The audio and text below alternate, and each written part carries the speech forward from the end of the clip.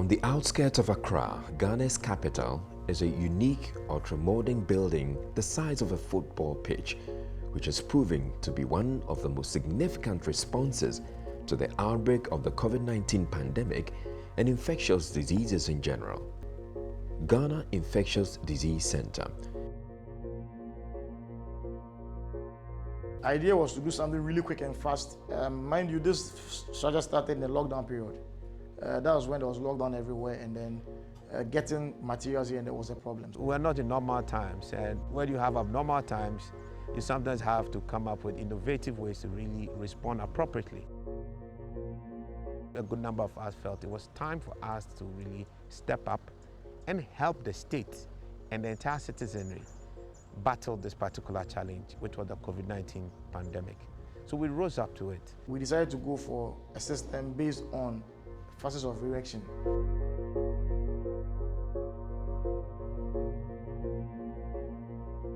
We couldn't wait for this conventional construction process to be able to get our building of this scale. So the technology to use had to be technology which was fast and technology which had a good degree of flexibility. Flexibility because design was ongoing whilst construction was ongoing. So what we are using here, or we used here, which you can see, but it's actually covered now, it's called the EPS system.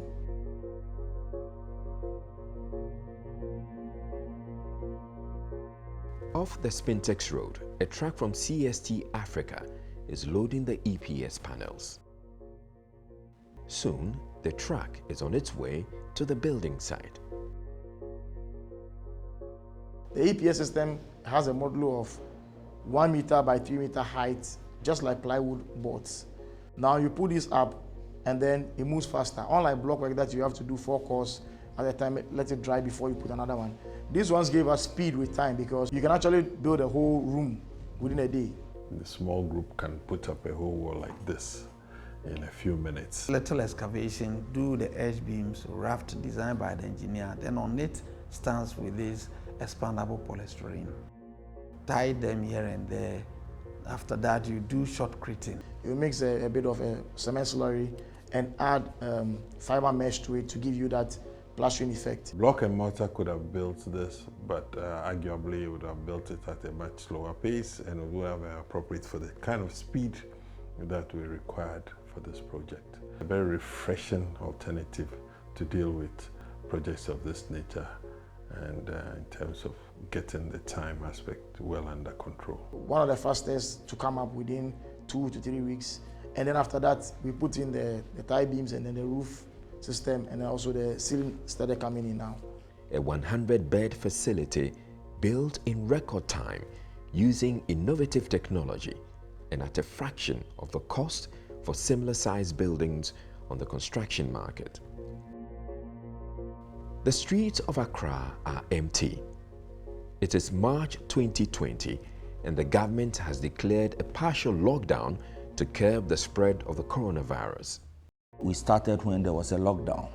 Very little moved across town. There was this difficulty of movement of personnel. But there was an important exception. We took up that task. We provided buses and security, and we ensured that we got all workers to and fro from the site.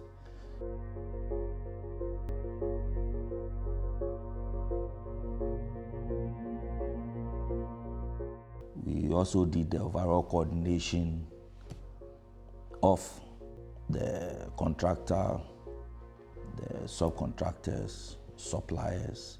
Mind you, there were a lot of people involved in this project, so we provided the guidance, coordination to make sure everything runs smoothly until completion. As a matter of fact, without the army, it would have been very difficult in the early stages, because let's remember it was during lockdown, and the army helped in getting our security passes, all of us to be able to move around.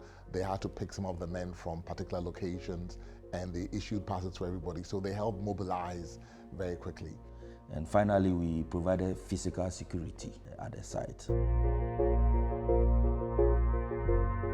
The The project was funded by the COVID-19 Private Sector Fund. Mr. Senyo Hosi explains. We are a fund made up of various 11 trustees, and everybody played a role, and also have fund administrators who are also key actors in the entire operation. It really started with just a text, a WhatsApp conversation between myself and Mr. Otinjisi, and then a phone call with Ediefa, who was also trying to reach me for us to have a chat over the same thing. Mr. Edward Afa and Mr. Kweku Bediako, also trustees of the fund, give further insight into the successful funding of the project. I think we had our first COVID case on the 13th of March. And then the numbers started going up, and then we thought, let's do something. So we then brought in other friends and associates. I think it was important that the people would be, one, interested in what we're doing, and two, that they can also contribute significantly. Everybody committed to making 100,000 cedi personal donation, and their companies donating 1 million cedis, which we did. We thought it would be important to increase the bed capacity for the country. One thing I must mention about this project is the beauty of the Ghanaian participation. 100% Ghanaian consultants. Our air conditioning system, sophisticated and complicated as it is, Ghanaian. Our walls, EPS panels from CST, and these are produced right here in Ghana. We costed it, and I think initially we came about $4 million. And we thought it was feasible because we probably at the time had nearly half the money available. We need to recognize also that some of the things here were not charged for. You know, like the professional services and a few other things were not charged for. You know, but when you put it all together, it bumps it up a little. But people still find it very, very competitive. And then one thing led to the other. We appointed contractors, we appointed teams, different teams for construction, for marketing, for different aspects of the building. So there was a permanent team on the site after the commissioning. We were very determined to ensure from the onset that it would be very transparent. So we put together structures to assure anybody donating money that you have nothing to worry about. So we appointed Ernst & Young as the auditors from the beginning. We appointed a fund administrator, Stanbic Bank Ghana with its fund administrators. We appointed Fidelity Bank and EcoBank as the fund banks, several technical partners, legal advisors, and all the rest of it. So all that was on the website.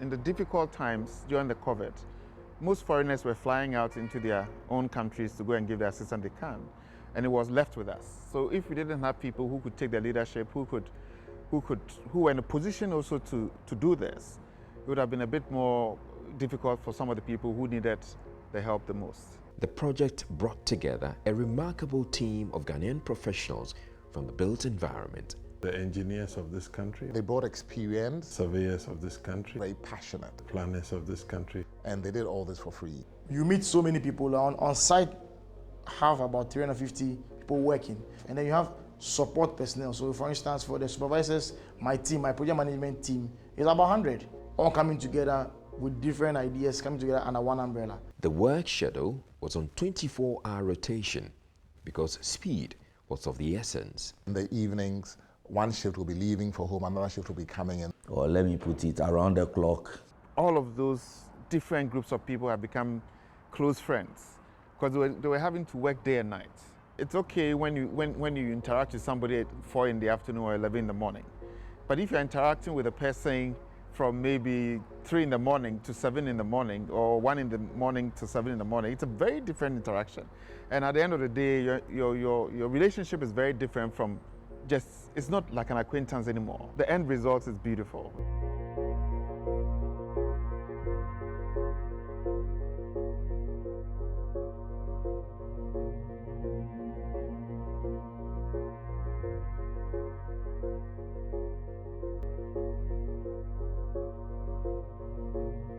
Off the Spintex Road, we met Mr. Joey Champong, the owner of this factory, who earned deserved praise for going the extra mile to make his product available. CST were one of our major vendors. They provided us with the EPS walls because it enabled us solve both our our solid wall requirements and our insulation requirements at the same time. They came up to us and we readily delivered. They were supposed to also be locked down. We called on Mr. Achampong. He organized his team during the lockdown period to go and work 24 hours producing just for this project. It takes a Ghanaian who is committed and identifies with the urgency of the time as a true citizen to be able to bend his back and commit the way CST did. And we really appreciate the services they delivered to this project. As a company, cannot have a better opportunity to be heard and to be seen than in an emergency situation like this and delivering for the benefit of the people that require the service.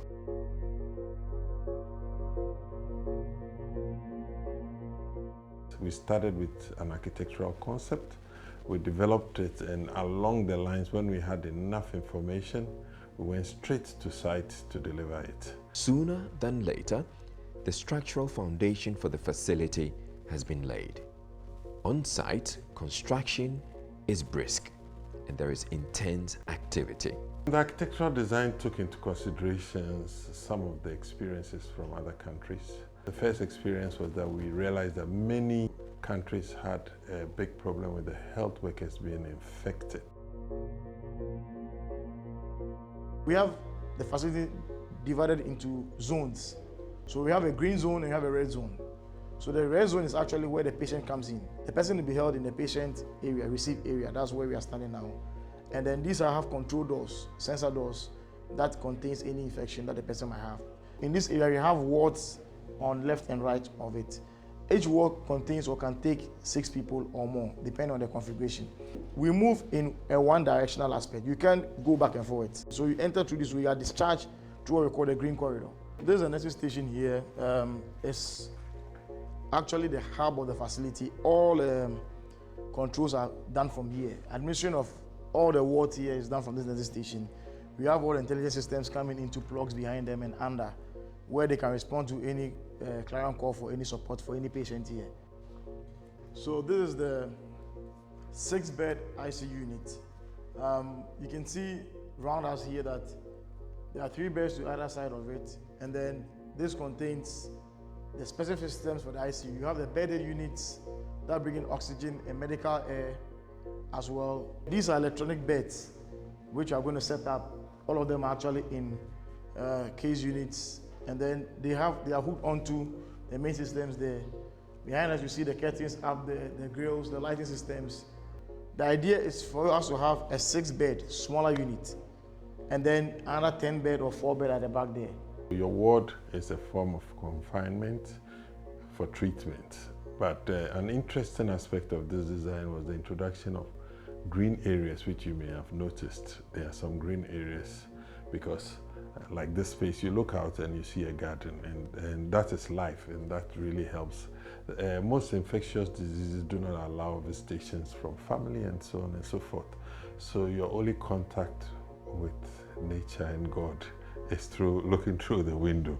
And it's a very hard way of dealing with your own personal psyche during a time of infection like that, because you're confined to some space for 2 weeks or 3 weeks or 4 weeks, depending on the severity of your case. And then you have a chance to go into a garden, which is controlled, and then which was supposed to help your recovery psychologically. Is this unique facility going to be replicated elsewhere in the country? That is the question on everybody's lips as the good news spreads and Ghana celebrates a modest but hugely significant step in its fight against COVID-19. We are discussing with the Ministry of Health our second project in Kumasi, because Kumasi has limited bed capacity and intensive care units capacity.